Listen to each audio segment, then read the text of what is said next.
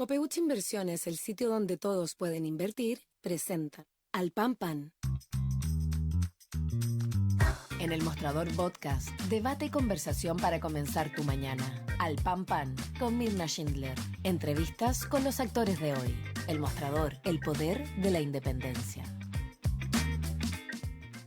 ¿Cómo están ustedes? Muy buenos días. Comenzamos un nuevo capítulo de Al Pan Pan aquí por elmostrador.cl, siguiendo muy detenidamente los acontecimientos que están ocurriendo en Venezuela. Lo último que podemos señalarle, por ejemplo, es que tanto Colombia como Estados Unidos, Brasil y México están presionando al gobierno de Nicolás Maduro para que pacte una salida si es que no muestran las actas electorales. ¿No es así?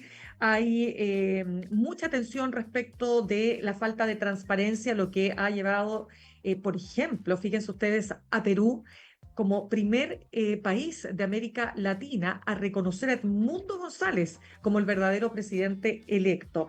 La Corte Interamericana de Derechos Humanos ha dicho que ha habido una represión postelectoral con patrones observados en 2014 y en 2017. Y el secretario general del Partido Comunista Venezolano, Óscar Figueroa, ha dicho que Maduro ha estado avanzando a un gobierno profundamente autoritario. Efectos en Chile, claramente las discrepancias entre el socialismo democrático y el Partido Comunista. Vamos a estar en el siguiente bloque conversando desde Venezuela con el periodista y director de Contrapunto.com. También participa en la plataforma Doble Vía, Gregorio Yepes. Pero vamos a partir por la política interna y, por supuesto, los efectos que esto tiene. Y paso a presentar al diputado del Partido Socialista por la región de Los Ríos, Marcos Silavaca. Diputado, ¿cómo le va? Muy buenos días. Muy buenos días, un gusto de poder compartir contigo.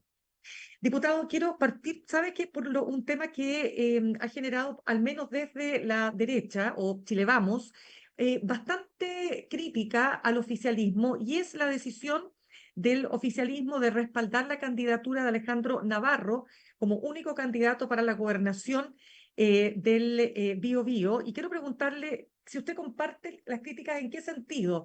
En que Alejandro Navarro ha sido un histórico defensor del gobierno de Nicolás Maduro. Tanto así que incluso se sacaba a colación una entrevista donde él hablaba de que podría ser hasta un soldado del régimen. ¿Qué le parece a usted ese cuestionamiento? ¿Tiene bases o no tiene bases? Mira, a ver, yo creo que los actores políticos chilenos nos conocemos en su gran mayoría y la posición en términos de materia internacional, tanto del Partido Comunista como la de Alejandro Navarro, que fue ex militante socialista, luego estuvo en el PRO y hoy día es parte también del oficialismo. Es conocida por todos, pero también es conocida su capacidad de trabajo, de gestión y de compromiso con la izquierda del país. Y por lo tanto, en términos de política nacional, claramente tenemos muchos temas de encuentro. Su postura respecto al tema de Venezuela, claro, podemos compartirlo, pero vamos a empezar a vetar cada uno de los nombres que existen o posiciones políticas extranjeras para tomar decisiones en el interior de nuestro país. Yo creo que no corresponde. En lo particular, costó mucho poder tener acuerdo en varias de las regiones del país y creo que como oficialismo por lo menos vamos a mantener la posición de unidad que nos costó mucho lograr, y en el caso del Biobío el candidato es Alejandro Navarro y al final del día serán la ciudadanía del Biobío la que determinará si es que Alejandro Navarro es la persona correcta para liderar esa región. Perdón, es que diputado, usted yo creo que se equivocó porque usted dice podemos compartir su postura respecto de Venezuela. Usted lo que quiso No, decir, no, no, no. podemos. A ver, de Sí, nuevo, sí, vamos de sí, nuevo con no. eso. No, yo no, en definitiva, Dígame, claramente ¿cuál es su postura? sí, yo he sido súper crítico respecto al tema de Venezuela en particular, ¿ya? Y yo no comparto en ningún caso ni la postura del Partido Comunista ni la postura del ex senador Alejandro Navarro respecto a ese tema en particular. Pero claramente nos une un pasado común con Alejandro, la posición respecto a la política interna. ¿Ya? Y como te dije, costó tanto para el oficialismo llegar a acuerdo que en términos político, nosotros como Partido Socialista vamos a respaldar la candidatura de Alejandro Navarro, como hemos defendido también la postura o que el Partido Comunista es parte hoy día del oficialismo. Pero en ningún caso voy a compartir la postura de él respecto al tema de Venezuela. No lo hemos escuchado respecto a lo que ocurre hoy día, pero su postura histórica en ningún caso la he compartido ni la vamos a compartir desde el Partido Socialista. ¿Qué opina usted de lo que ha dicho el secretario general de su partido, Camilo Escalona, que dice que identificarse con un régimen de fuerza como el de Maduro, peor aún, dice, considerarse soldado del autoritarismo venezolano, en mi opinión, es renunciar completamente a los valores fundacionales del socialismo chileno? No es de nuestra familia esa conducta. ¿Qué es Sí, esto? efectivamente, es decir, nuestro compromiso con los derechos humanos es un compromiso permanente aquí en Chile o en cualquier parte del mundo, así como lo que ocurre en Palestina, lo que ocurre hoy día en Venezuela, ¿ya? Lo que ocurre en Nicaragua. Y la postura permanente del Partido Socialista ha sido defender todos los países que son objeto de actualmente violaciones de los derechos humanos o bien son dictaduras. Y en eso no nos vamos a perder. Y no son parte de la práctica del socialismo nacional ese tipo de cuestiones. Por lo tanto, la postura de Camilo se condice absolutamente con la postura del partido. Cosa diferente es que respecto a actores nacionales, nosotros podamos llegar a acuerdos electorales o políticos para enfrentar temas de carácter interno. Pero quiero preguntarle lo siguiente, porque mire, fíjese lo último que planteó Alejandro Navarro, consultado por el diario Concepción sobre las elecciones de Venezuela, porque usted decía que no había tenido postura. Mire lo que dice.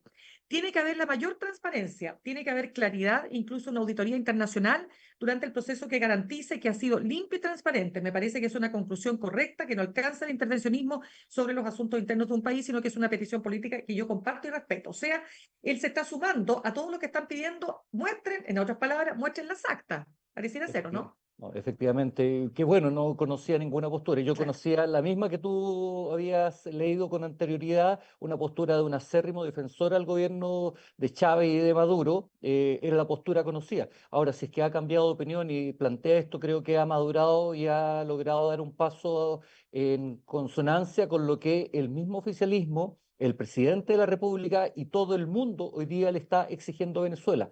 Muestre las actas, que éstas sean auditadas, que sean transparentes y, en definitiva, que prime la democracia y las bases del Estado de Derecho también en Venezuela.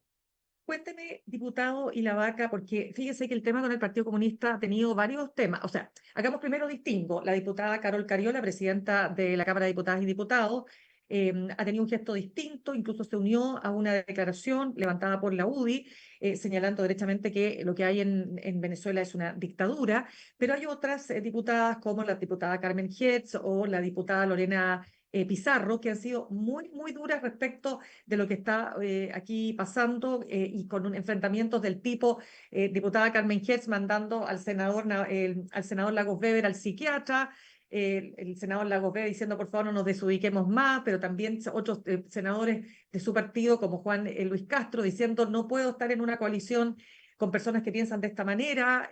A ver, ¿hasta dónde llega el conflicto, diría usted, con el Partido Comunista por este tema? Mira, yo lamento mucho el tono que ha tomado el proceso de discusión respecto al tema de Venezuela en términos internos, porque ha significado una verdadera cuña al interior del oficialismo. Pero el presidente de la República zanjó absolutamente hace pocos días atrás, cuando estuvo en Asia, los hechos que ocurrieron, o sea, en Medio Mm, Oriente. claro. Aquí la política nacional, internacional, está a cargo del presidente de la República y es él el que toma todas las decisiones en materia internacional. Y la línea del gobierno es una, y los partidos que somos parte del oficialismo tenemos dos opciones respecto a esta medida. O apoyamos la postura del presidente, que en lo particular yo creo que es correcta, o bien podemos tener diferencias respecto a esta materia. Y en el caso del Partido Comunista, en su historia, siempre, al igual que la historia de Navarro, que de acuerdo a lo que tú lees ha evolucionado Ujú. respecto a esta postura, siempre ha mantenido una posición única. defensa irrestricta de los gobiernos tanto de Chávez como de Maduro. De hecho, la última elección en el 2019, el Partido Comunista tuvo la misma actitud que hoy día. Ahora, yo puedo entender eso, puedo entender que ellos son consecuentes con una postura histórica respecto al régimen de Venezuela, postura que no comparto, porque yo creo que efectivamente allí existe una dictadura, que se están violando los derechos humanos y que hoy día Venezuela se ha transformado en un tremendo problema para el país. Pero lo que no me gusta es el tono de la discusión interna que termina con extremos y palabras desafortunadas de lado y lado. La posición que ha asumido en alguna ocasión algunas parlamentarias del Partido Comunista es absolutamente excesiva en términos de respeto al interior de partidos que conviven en una alianza de gobierno, como somos tanto los partidos del socialismo democrático como los mismos partidos al interior del Apruebo Dignidad. He leído también declaraciones del exdiputado Hugo Gutiérrez que son absolutamente ofensivas respecto a militantes del Partido Comunista. Entonces, cuando un conflicto externo empieza a significar una cuña tan fuerte al interior del gobierno, no es grato y puede llegar a generar algún tipo de complicación mucho más grave. Y eso a mí me preocupa mucho, porque cuando vivimos un periodo de extrema sensibilidad al interior de Chile, con temas súper complejos. Estamos enfrentando decisiones complicadas en materia de seguridad, en materia de derechos sociales. Claramente lo que requiere el gobierno y el país es tener un oficialismo unido detrás de las decisiones que se están adoptando. Y este tipo de problemas lo único que genera son divisiones, amenazas de lado y lado y palabras que en definitiva van enturbiando el diálogo político. Es que, diputado, estamos conversando con el diputado del Partido Socialista por la región de Los Ríos, Marcos Ilavaca. Lo que pasa, diputado, es que algunos se preguntan legítimamente lo siguiente. Si es posible hacer esa separación tan tajante entre un partido comunista que en lo interno, en lo que tiene que ver con el país, ha tenido naturalmente una conducta democrática, pero cuando se trata de situaciones que ocurren fuera de las fronteras, particularmente Nicaragua, Cuba, pero sobre todo Venezuela en este caso, el Partido Comunista tiene una visión distinta que algunos señalan que es derechamente un doble estándar frente al tema de los derechos humanos. Entonces, se preguntan algunos, ¿cómo se puede convivir así con un partido que tiene estas discrepancias que son tan complejas de sostener, digamos? Por eso, ¿cómo lo vive usted? Mira, te insisto, en la postura del Partido Comunista, y nos tocó vivirla cuando fuimos también nueva mayoría, y el Partido Comunista también fue parte del gobierno, y allí también mantenía la misma postura en términos internacionales. Te insisto, postura que yo no comparto. Yo no comparto el apoyo que se ha entregado a Nicaragua, el apoyo que se le ha entregado a Cuba, el apoyo que se le ha entregado a Venezuela. Pero cosa diferente es tildar a el Partido Comunista en particular de no tener credenciales democráticas al interior del país. A mí lo que me interesa es que al interior del país en particular esté alineado a una postura de conservar y proteger los valores democráticos de Chile. Insisto, yo tengo graves diferencias con el Partido Comunista respecto a varias materias. Esta no es la única materia en las cuales no hemos diferenciado respecto a la visión internacional, sobre todo en el respeto de derechos humanos en dictaduras, sino que además respecto a materia de seguridad. Y allí también hemos tenido diferencias.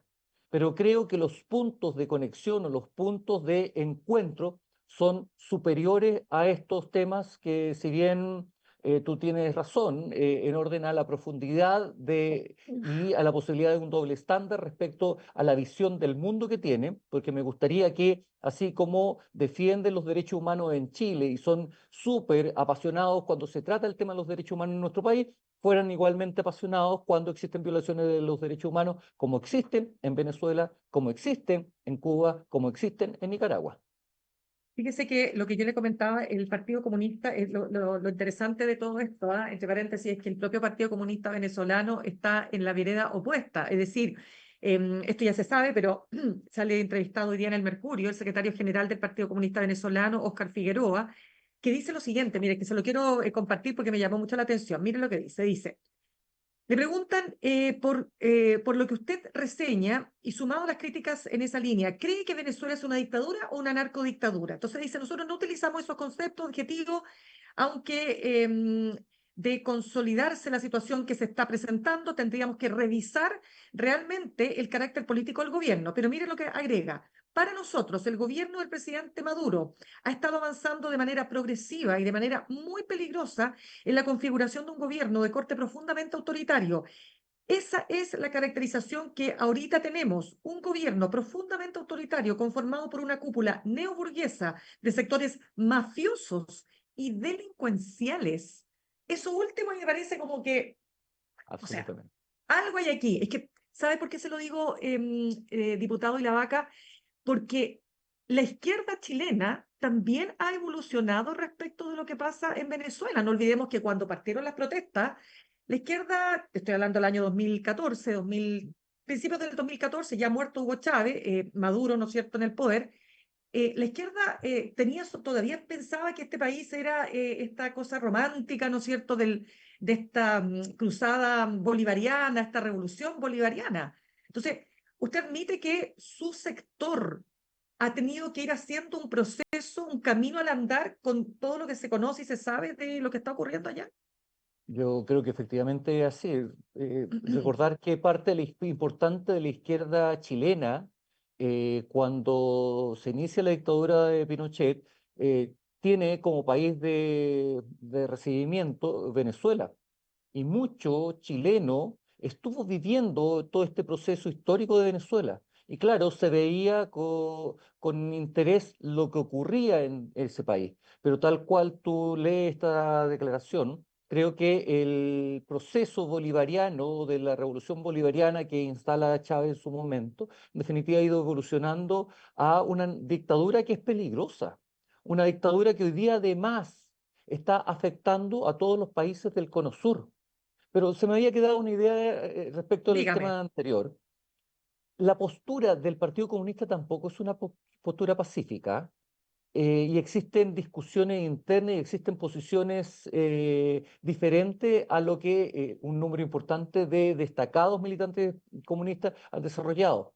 Y lo que hace la diputada Cariola, que es la más visible en realidad, es parte de una postura que es bastante compartida, yo creo que en las bases del Partido Comunista. He leído varios militantes del Partido Comunista que hacen una crítica fuerte también a esa postura y obviamente lo que está ocurriendo en Venezuela. Entonces yo creo que hoy día existe también un proceso de discusión interna más o menos fuerte al interior de la fila del Partido Comunista, por lo tanto espero que este tema también sea revisado. Yo confío en el compromiso, de acuerdo a lo que han mostrado en nuestro país, respecto a la democracia. Me gustaría que esto no solamente fuera en el tema interno, sino que también en el tema externo. Y en lo Bueno, particular, insisto, me preocupa mucho, no solamente en términos de protección a la democracia de Venezuela, sino que además las graves consecuencias geopolíticas que puede ir desarrollando esta dictadura. Hoy día existen 8 millones de venezolanos que están repartidos por el mundo.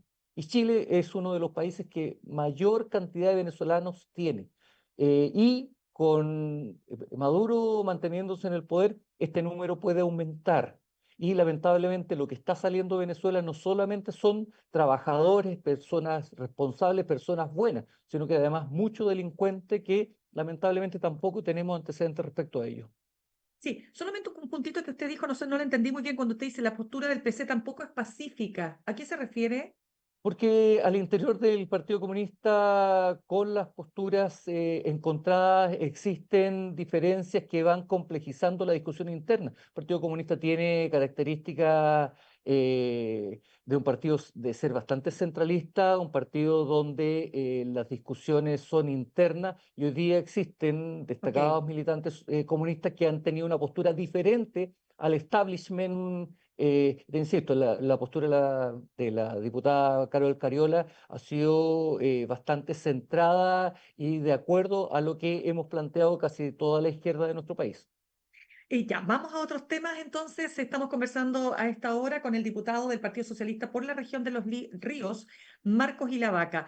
Primero quiero preguntarle, diputado, ¿cómo ve usted la encuesta CEP mostró que los personajes más valorados por la ciudadanía son tres? Encabeza la lista la alcaldesa Matei, le sigue por 2 puntitos más abajo la ex presidenta Bachelet, y en tercer lugar, el alcalde de Maipú, ¿no? Tomás Bodanovich.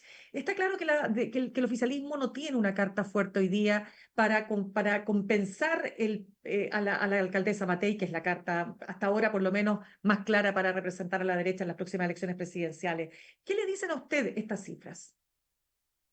Mire, yo creo que estamos en un proceso complejo en términos de sector. Hoy día el oficialismo, el socialismo democrático, Frente Amplio, el Partido Comunista, carecen de figuras que en definitiva sean capaces de poder enfrentar el liderazgo de nuestro sector en el corto tiempo.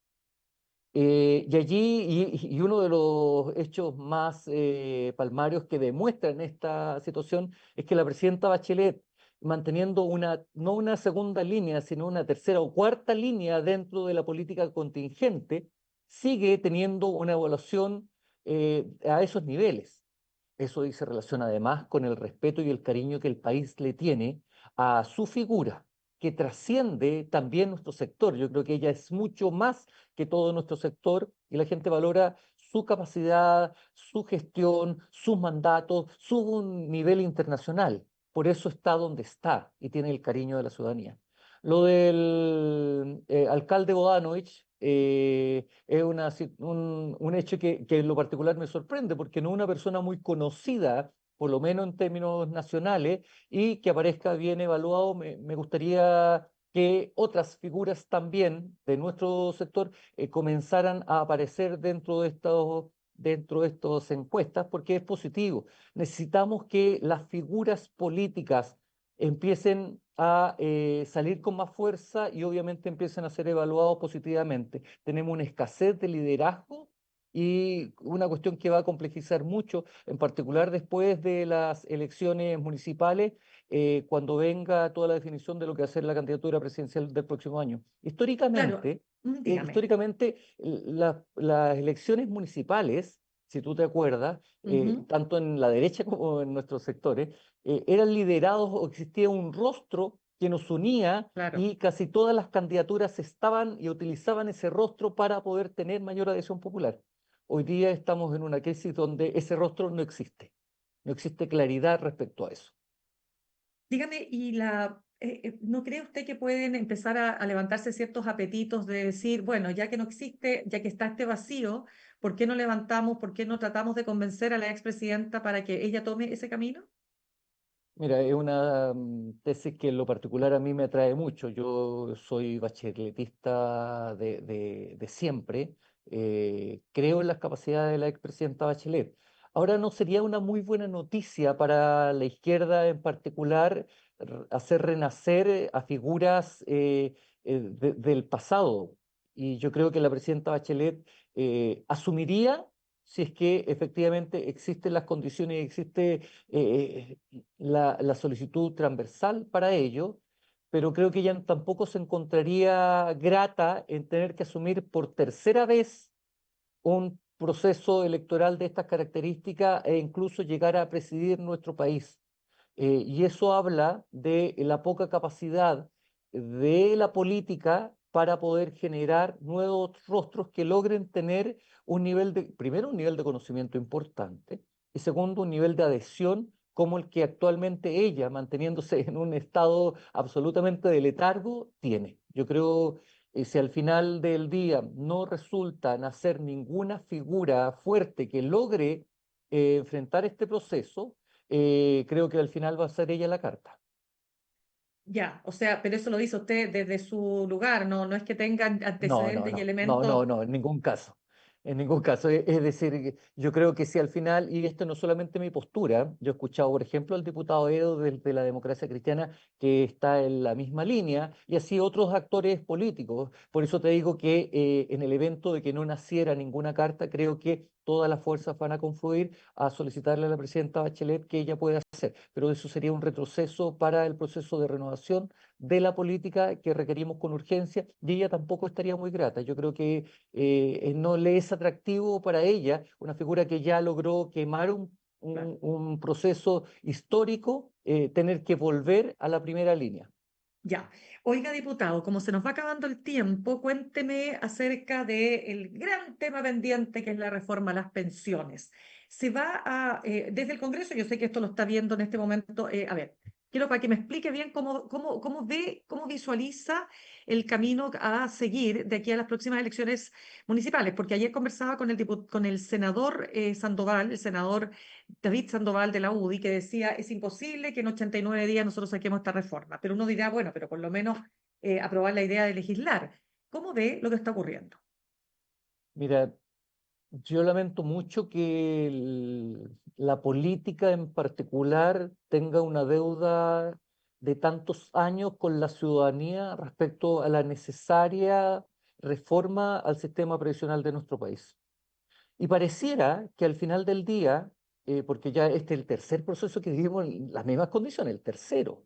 La presidenta Bachelet inició un proceso de modificación, el presidente Piñera y luego el presidente Gabriel Boric, y el resultado siempre ha sido el mismo. Nada, nada. Porque hoy día la discusión y lo que se encuentra aprobado por la Cámara de Diputados, a diferencia de lo que ocurrió en el gobierno del presidente Piñera, que iba con algo, es un cascarón que dice que el sistema previsional de nuestro país se debe reformar. Creo que es tal el nivel de conflictos de intereses al interior de esta discusión y es tal el nivel de negocio, un negocio lucrativo, que existen manos oscuras que intentan destruir el proceso de discusión o dilatarlo para que quede en nada. Y si es que yo creo que tenemos un acuerdo más o menos transversal en que si esto no sale de aquí a final de año del Senado, lamentablemente no va a haber reforma a las pensiones en este periodo gubernamental. No va a haber. Y eso a los únicos que beneficia es el gran capital, a la AFP, a los bancos e instituciones financieras que reciben los dineros de la AFP, a los fondos de inversiones, que son aquellos fondos que en definitiva llevan adelante los procesos de inversión tanto a nivel nacional como internacional, y la mediana de las pensiones en nuestro país va a seguir siendo lo que es. La mediana autofinanciada, me refiero, son de 90.000 pesos. Es decir, tenemos un sistema fracasado donde los actores políticos han sido incapaces de manera irresponsable de ponerse de acuerdo para poder sacar una reforma. Esto se vio esta semana. No fueron capaces en la comisión de votar la idea de legislar. La idea de legislar, y ya llevan meses discutiendo esto. Entonces, creo que la voluntad política para llevar adelante esta reforma no existe. Ya, y dígame una cosa, yo le preguntaba lo mismo ayer al senador UDI, que existe la sensación entre algunos que la derecha no quiere votar esto porque no quiere cargar con el rechazo, o sea, con el peso del rechazo para enfrentar, ¿no es cierto?, las elecciones municipales. Él me lo negaba absolutamente. Es más, él también está planteando algunas propuestas para destrabar esto. Pero, ¿qué opina usted de esa situación? ¿Es así? ¿Hay algo de aquello? Mire, yo creo que es más que la coyuntura electoral actual. Yo no Ujú. creo que este tema en particular que trasciende la elección municipal sea el motivo para aprobar o rechazar una reforma. Yo creo que, y lo dije recién, es tal el nivel de negocio, este es uno de los negocios más importantes del sistema financiero en nuestro país, lo dijo el ministro Marcel esta semana. Es el negocio que mueve el sistema financiero a los bancos e instituciones financieras. Es el negocio que mueve las grandes empresas, porque los dineros de los cotizantes, de todos los chilenos al final del día, terminan en diferentes acciones en el mercado nacional y en el mercado internacional. Entonces, es tal el nivel de intereses que lamentablemente, y no solamente por el proceso electoral actual, sino que por el futuro de la AFP, lo más seguro es que sea un acto de pantomima. Nos vamos a mover y no va a ocurrir absolutamente nada. Y en ese sentido, quiero preguntarle, diputado Vaca, que usted propuso y estuvo detrás de, no sé cuántos son los retiros que usted promovió, pero ¿usted está disponible para un nuevo retiro del 10%? solamente una cuestión de forma. No he firmado Ya. ningún proyecto de retiro. Me parece que firmé uno en el Ah, ok. primero. Ya de Ya. ahí, lo que sucede es que coyunturalmente me ha tocado estar en la Comisión de Constitución, Legislación y Justicia y además he sido presidente de la comisión en el periodo pasado. Por lo tanto, me tocó un rol que cubrir al interior de esta discusión. Eh, pero claramente yo he votado todos y cada uno, tanto en la comisión como en la sala, a favor, siempre.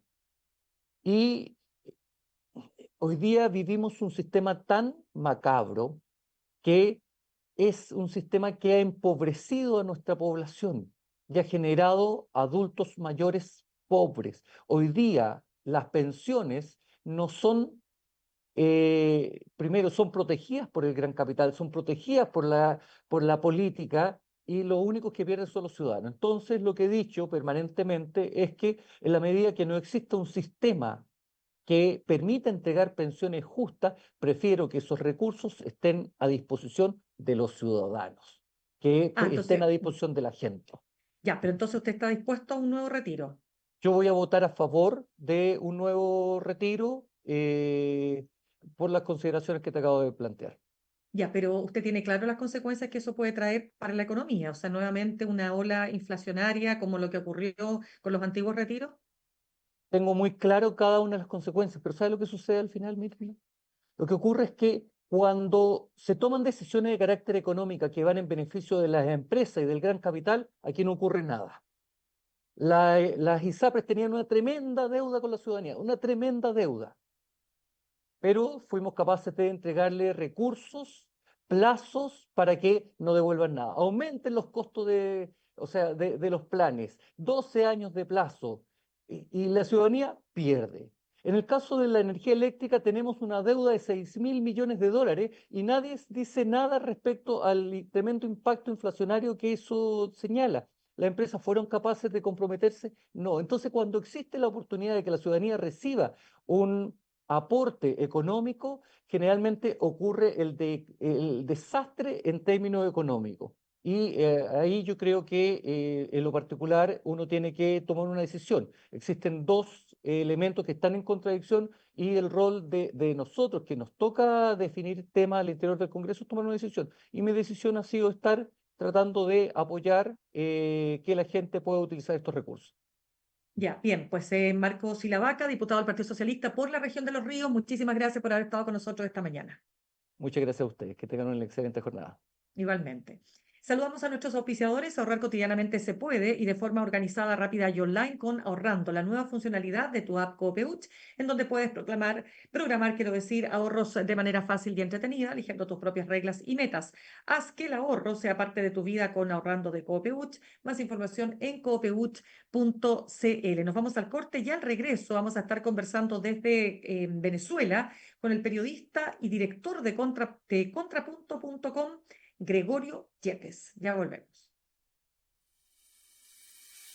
En instantes, una nueva entrevista en Al Pan Pan con Mirna Schindler por El Mostrador Podcast.